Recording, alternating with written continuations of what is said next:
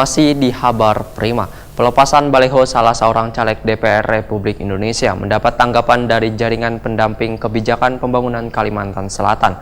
Pihaknya pun akan menindaklanjuti permasalahan ini, lantaran pelepasannya dianggap kada memberitahu caleg wan partai nang bersangkutan.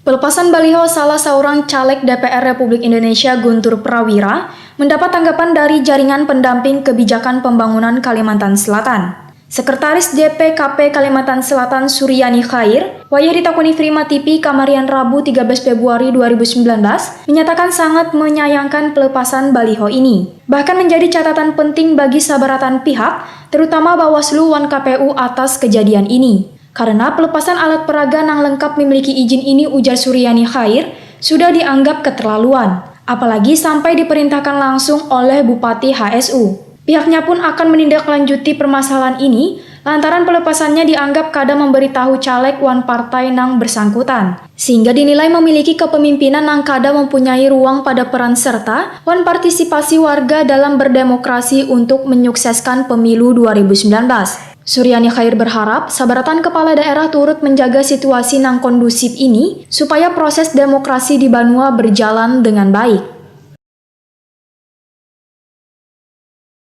Untuk Bawaslu tentu apa yang terjadi di Hulu Sungai Utara ini menjadi tindak lanjut sebenarnya. Jadi prosesnya seperti apa, kita juga berharap kalau ada indikasi pemerintah daerah gitu ya atas perintah siapapun itu harus dilakukan penyidikan dan penyelidikan.